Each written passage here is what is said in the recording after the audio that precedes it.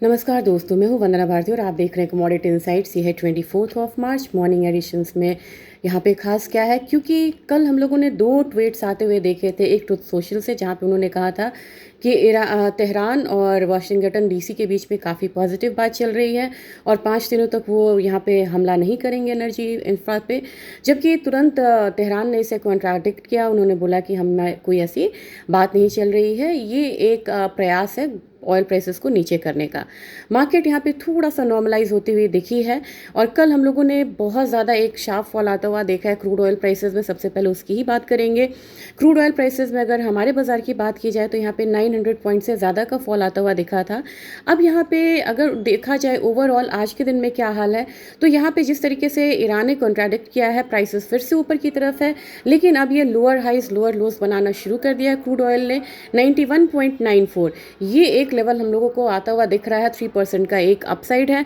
हमारी मार्केट में कल 900 से ज़्यादा यहाँ पे गिरावट हुई थी, लेकिन एक चीज़ मैंने कहा था कि 8070 का लेवल ब्रीच होता है, नीचे की क्लोजिंग होती है, तभी यहाँ पे डाउन साइड है, अदरवाइज एक पुल बैक लेगा। आज का दिन थोड़ा सा पुल बैक का होगा। मुझे लग रहा है कि प्राइसेस एक बार ऊपर की तरफ खुल सकता है और 8550 से लेके 8600 वाला जोन जो है वो आता हुआ हम देख सकते हैं।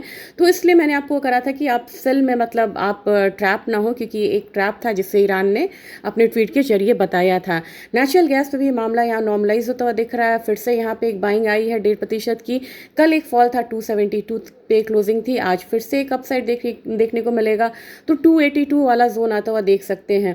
नेचुरल गैस का एक ब्रॉडर रेंज बना हुआ है 265 से लेके अपसाइड में 305 वाला, और वो रेंज में ही ये हर लोअर लेवल पे बाइंग में जाती है और हर हायर लेवल पे 305 311 वाले लेवल पे ये सेलिंग में आती है। तो एक रेंज ट्रेडिंग यहाँ पे होती हुई नजर आ रही है। उस रेंज को आप इस्तेमाल कर सकते हैं ट्रेडिंग के लिए। आज का दिन वहाँ पे होगा स्ट्रेंथ के लिए।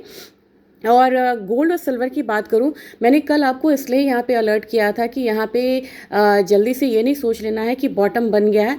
बॉटम अभी यहाँ पे नहीं बना है गोल्ड और सिल्वर का। आज के दिन में फिर से 4312 के करीब मैं देख रही हूँ कि प्राइसेस आ रहा है। $94 का एक डाउनसाइड जो है वो देखने को मिल रहा है, यानी कि $100 का जो मूव है उसका एक गैप डाउन ओपनिंग आप यहाँ पे देख सकते हैं। $4327 के करीब आ रहा है ये कहाँ, तो स्पॉट मार्केट में। हमारी मार्केट की क्लोजिंग 1,39,000 के करीब भी अगर मान लीजिए होती है, तो इसके हिसाब से मुझे लग रहा है कि प्राइसेस एक बारी फिर से, मतलब 1,37,000 से 1,35,000 के करीब आता हुआ दिख सकता है। तो वो जो एक डाउनसाइड लेवल है ना, वो आपको अभी थोड़ा सा कंटिन्यू रहेगा और ये बेस बनाएगा, लेकिन बेस बनाने में इसे थोड़ा सा टाइम लगेगा। जितना स्ट्रॉन्ग बेस, जितना लॉन्ग स्टेबल रहेगा वहाँ पे, उतना अच्छा यहाँ पे एक अपसाइड मूव आएगी। और मैंने आपको बताया भी था कि रशिया यूक्रेन के वॉर में जब यहाँ पे डाउनसाइड गया था गोल्ड, तो 6 से 7 महीने लगे थे उसे अपसाइड आने में। तो एक अपसाइड डाउनसाइड दोनों देता रहेगा, एक लंबा कंसोलिडेशन रहेगा। और उसके बाद जब रशिया यूक्रेन के बारे आपने देखा था कि किस तरीके से गोल्ड की एक अपसाइड रैली यहाँ पे आई थी। अब यहाँ पे सिल्वर की बात करेंगे, 66.72 के करीब है। यहाँ पे भी लगभग 4% का जो एक फॉल है वो देखने को मिल रहा है। हमारी मार्केट की क्लोजिंग यहाँ पे 2,25,000 के करीब हुई थी और यहाँ आपको एक बारी फिर से 2.10 से लेके 2.16 वाला रेंज जो है वो देखने को मिलेगा। तो आज का दिन जो है वो थोड़ा सा करेक्शन वाला सिल्वर का हो सकता है और यहाँ पे करेक्शन जो है वो आपको 2 लाख का जो लेवल है, 2 लाख वाला लेवल, वहाँ पे भी आता हुआ दिख सकता है ग्रेजुअली। और 2 लाख से लेके 187 वाला जो रेंज है वो रेंज आपको रहेगा, एक कंसोलिडेशन जोन बनता हुआ दिख सकता है। अब बात करें बेस मेटल्स की। बेस मेटल्स पे हम लोगों ने कॉन्ट्रा मूव आता हुआ देखा था। क्या मूव होता है, जब भी ईरान वॉर ईज होने की बात होती है तो एल्यूमिनियम में डाउन साइड, बाकी के 4 मेटल्स में एक अपसाइड होता है।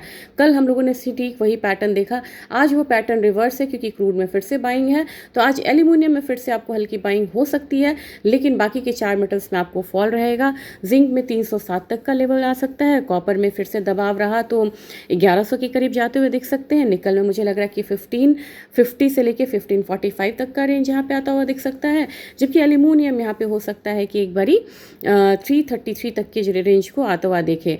तो एक कॉन्ट्रा मूव आज आपको देखने को मिलेगा। लेकिन इन सब के बीच में आपको मैं बता दूं कि कल गिफ्ट निफ्टी इसके बाद एक रेंज में आई थी और अपसाइड रेंज में था। आज गिफ्ट निफ्टी 1.5% के डाउनसाइड के साथ 22,869 के करीब ट्रेड हो रही है। तो अपना मार्केट यहाँ पे थोड़ा सा यहाँ पे दबाव में खुल सकता है। लेकिन इन तमाम चीज़ों के बावजूद मैं आपको एक चीज़ बताना चाह रही हूँ, फिजिकल में डिमांड की कमी नहीं हुई है। चाइना ने 790 टन्स का जो इंपोर्ट है वो सिल्वर में यहाँ पे किया। तो दुनिया यहाँ पे सिल्वर में क्राइसिस जो डिमांड था उसको ख़त्म लेके सेलिंग साइड में है।